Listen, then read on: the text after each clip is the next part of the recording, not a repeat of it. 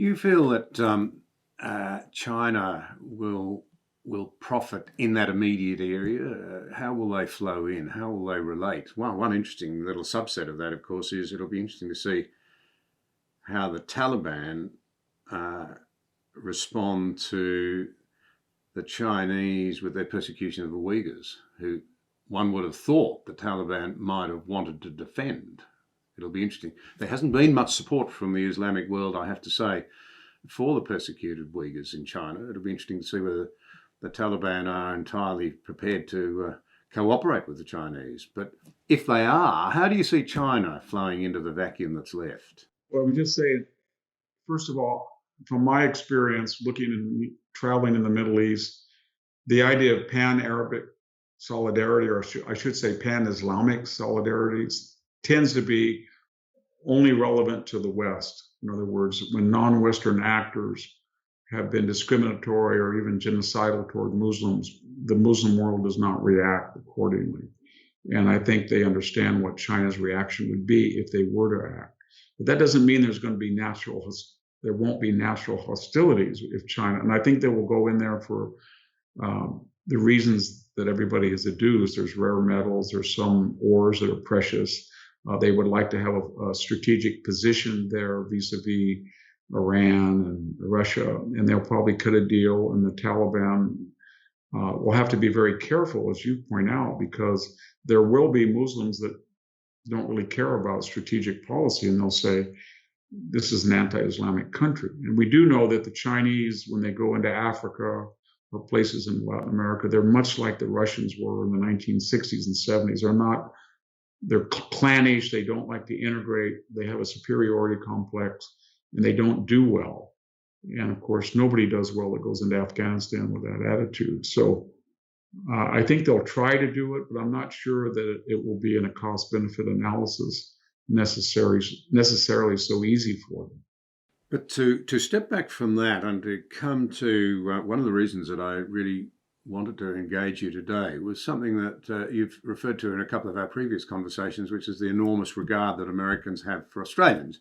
I think you said on one occasion that the research suggests that we are America's most favoured friends. It raises the question then, what should we conclude about our position? You know, we've been singled out, many countries have, but we in particular, by China, with a list of 14 grievances, which in my view really started with the decision to refuse Huawei the right to involve itself in the rollout of the 5G network in Australia, telecommunications. And then, of course, America did the same, Britain did the same. That, I think, is particularly irksome to Beijing, and yet I think it was absolutely the right decision. Where do you think now we should be placing our efforts as we look at a very uncertain world, feeling some chill winds from that authoritarian regime? We're a well-resourced country, valuable real estate, a long way from other democracies, with a small, fairly boutique, highly equipped, but not a deep military, less people in the entire military than America has stationed in Korea 70 years after the end of hostilities, as I understand it. Then you've still got people in Europe and what have you. What would be the sort of prevailing attitude towards the interests of American allies, do you think, coming out of this? I know that's a very broad question, but it's a very big question for us here. Maybe I could answer that initially by posing a parallel. The people I have talked to in the State Department that are Chinese exports, very pro-Australian, for example, and who know China, some of them were born in China. And when I look at the Chinese Communist press, I did an interview today with a Taiwanese television station in San Francisco, Taiwanese oriented, I should say. It's amazing how parallel the Chinese propaganda is toward Australia as Japan's was in the late 1930s. They were telling the Asian world in particular that this was the only country that its population was imported in a colonial exploitive way. It was not indigenous, and it was lightly populated, but resource rich and huge, and they would never be able to defend themselves.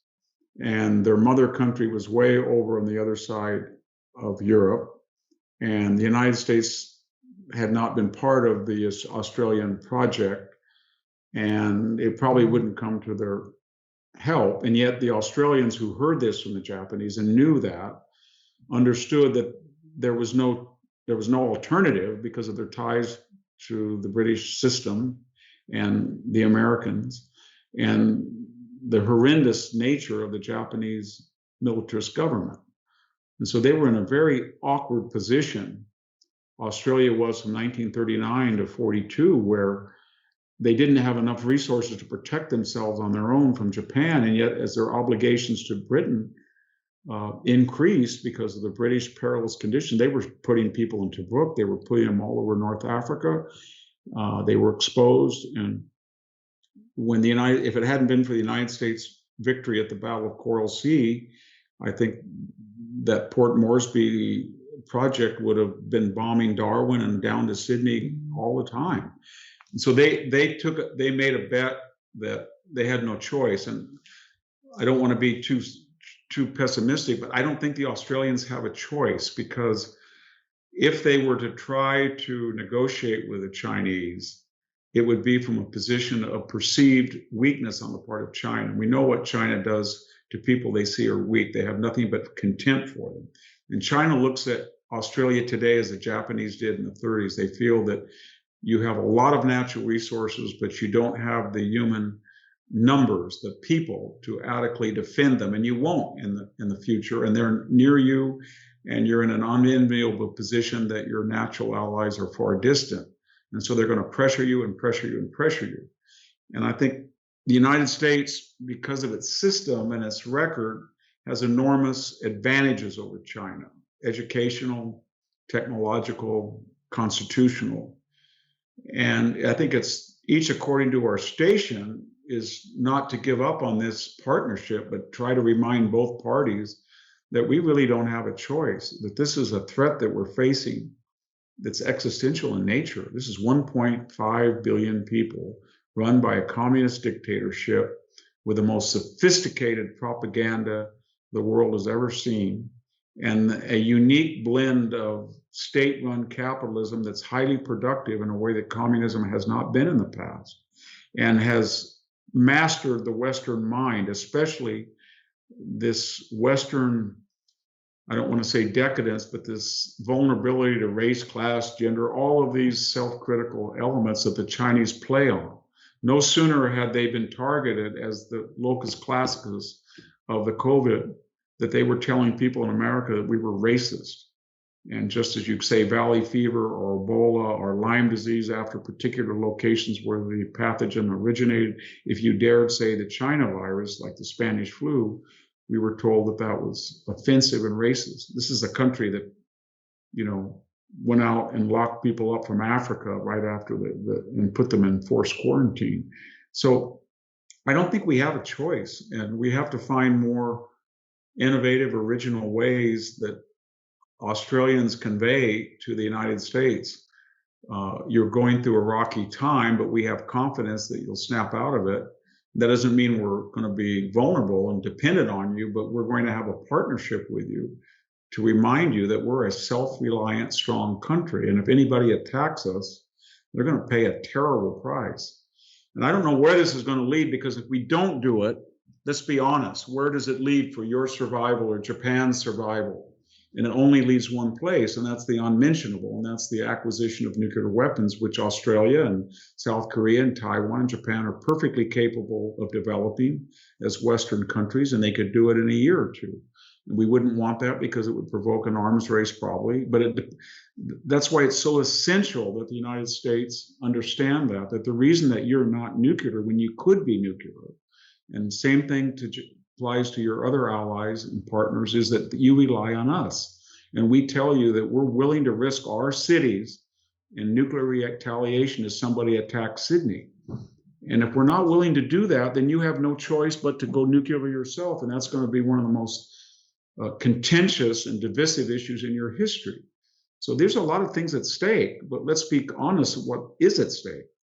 Thank you for watching this episode. If you value vital conversations like this one, please like, share, subscribe, and join the conversation.